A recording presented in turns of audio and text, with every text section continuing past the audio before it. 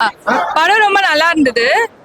எனக்கு வந்து ஒரு சொசைட்டிக்கான ஒரு மெசேஜை ரொம்ப ஸ்ட்ராங்காக சொன்ன மாதிரி ஃபீல் ஆச்சு. ஏன்னா நம்ம எல்லாருமே ஏதாவது லைக் ஒரு பேராசைனால ஏதாவது தப்பு பண்ணணும் அப்படின்னு நம்மளுக்கு வந்து ஒரு ஏர்ஜ் இருக்கும். ஆனால் அந்த தப்பு வந்து என்னைக்காவது ஒரு நாள் வந்து வெளியே எக்ஸ்போஸ் ஆகுங்கிறது தான் இந்த படத்தோட கான்செப்டே. அது வந்து நம்மளுக்கு ரொம்ப க்ளோஸ்டான ஒரு பர்சனுக்கு தெரியறப்ப அவங்க என்ன தண்டனை கொடுக்குறாங்க அப்படிங்கறத வந்து இந்த படத்தில் ரொம்ப அழகாக காமிச்சிருந்தாங்க. லைக் டு பி இன்னும் ஷார்ட்டாக சொல்லணும்னா, இந்த பல நாள் திருடன் ஒரு நாள் அகப்படுவான் மாதிரி ஒருத்தர் வந்து ஒரு பேராசைனால வந்து ஒரு செயின் ஸ்நாச்சிங் பண்ணிக்கிட்டே இருக்காரு. ஒரு பாயிண்ட்ல வந்து அவங்க அம்மாவுக்கே அந்த விஷயம் தெரியறப்போ அவங்க என்ன பண்றாங்க அப்படிங்கறதான் ஸ்டோரியா இருந்தது. பார்க்கலாம். ஆனா எனக்கு அந்த லாஸ்ட் அந்த கிளைமேக்ஸ் வந்து கைண்ட் ஆஃப் எதற்கும் துணிந்தவனோட கிளைமேக்ஸ் மாதிரி ஃபீல் ஆச்சு. எனக்கு ரொம்ப நல்லா இருந்தது. படம் நல்லா இருக்கு. ராபர் இந்த மெட்ரோ டைரக்டர் கதை தான் அவங்க எழுதியிருக்காங்கன்னு சொன்னாங்க. ஸோ ஆப்வியஸ்லி கொஞ்சம் அந்த சாயல் இருக்கு மெட்ரோ இது. பட் இது டிஃப்ரெண்டான ஸ்டோரி. ராபரி பத்தி தான் நம்மளுக்கு ஒரு ஐ ஓப்பனரா இருக்கு.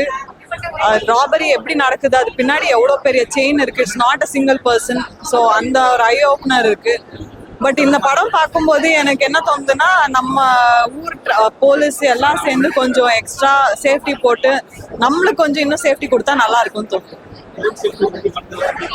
விமன் சேஃப்டியில இது நார்மலாவே மக்கள் சேஃப்டி பத்தி தான் சொல்லியிருக்காங்க. ஏன்னா அந்த படத்துல நீங்க பாத்தீங்கன்னா எல்லார்கிட்டயும் திருடுறாங்க, நாட் ஓன்லி விமன். ஸோ அந்த சேஃப்டி நம்ம கொஞ்சம் கேர்ஃபுல்லா இருக்கணும். அதை தாண்டி கவர்மெண்ட் கொஞ்சம் ஸ்டெப்ஸ் எடுக்கணும். படம் கொஞ்சம் பிளட் ஷேட் இருக்கு. ஸோ டீனேஜர்ஸ் அண்ட் அந்த மாதிரி அடல்ட்ஸ் பார்த்தா பெட்டர். ரொம்ப சின்ன குழந்தைங்க பார்த்தா கண்டிப்பா பயப்படுவாங்க. பட் ரொம்ப நல்லா வந்திருக்கு. படத்தோட கருத்து என்னன்னா, உமன் அவேர்னஸ்க்காக பண்ணிருக்கிறாங்க படத்தை. செயின் ஸ்நாச்சிங் எப்படி பண்றாங்க, அதாவது சிசிடிவி கேமரா இல்லாத இடத்த எப்படி மார்க் பண்ணி பண்றாங்க அப்படின்ற அளவுக்கு நல்லாவே பண்ணியிருக்கிறாங்க படத்தை. பிஜிஎம்ஸ் எல்லாமே நல்லா ஒர்க் அவுட் ஆயிருக்கு. மெட்ரோட ஜேர்னர் மாதிரி எடுத்துட்டு வந்திருக்கிறாங்க. நல்லா ஹீரோ நல்லா பண்ணிருக்காங்க. அந்த படத்தில் இருக்கிற மாதிரி ஒரு நெகட்டிவ் ஷேட் கேரக்டரை நல்லாவே அவர் ஃபுல்ஃபில் பண்ணியிருக்கிறாரு. வேற மற்ற கேரக்டர்ஸ் கோ ஆர்டிஸ்ட் எல்லாருமே சூப்பராக பண்ணியிருக்காங்க. பாலான்னு ஒரு கேரக்டர் ஸ்பெஷலாக பாலான்னு ஒரு கேரக்டர் பண்ணியிருக்கு. அது ரொம்ப நல்லாவே பண்ணியிருக்கு. அவர் கொஞ்சம் புதுமுகமாக இருந்தாலும் ஏற்கனவே ரொம்ப எக்ஸ்பீரியன்ஸ் மாதிரி தான் அவர் நடிச்சிருக்கிறார். நல்ல படம், எல்லாருமே வந்து பார்க்க வேண்டிய படம் தான். பார்க்கலாம். படம் உண்மையாலுமே ரொம்ப சூப்பராக இருந்தது. இந்த படத்தில் எனக்கு வாய்ப்பு கொடுத்ததுக்கு ரொம்ப நன்றி பாண்டி அண்ணனுக்கு. சரிங்களா, படம் வந்து பார்த்தீங்கன்னா சின்ன படம் பெரிய படம் இல்லாமல் ஒரு சிறந்த படமாக இருக்குது. பட்ஜெட்டில் எடுத்தாலும் ஒரு சிறந்த படமாக இருக்குது, நல்ல படமாக இருக்குது. எனக்கு ரொம்ப பிடிச்சிருந்தது இந்த படத்தில் ஒர்க் பண்ணதுக்கும் டீமாக ஒர்க் பண்ணதுக்கு. இதனால் ஒரு விழிப்புணர்வாக எல்லா இடத்துலையும் சிசிடிவி இருந்தால் திருட்டு நம்ம வந்துட்டு தடுக்கலாம். தேங்க்யூ. ராபர் மூவி பார்த்துட்டு வரோம். கதையாகவும் கண்டென்ட்டாகவும் இப்போ இருக்கிற சூழ்நிலையில் சரியான ஒரு விஷயம் சொல்லியிருக்காங்க.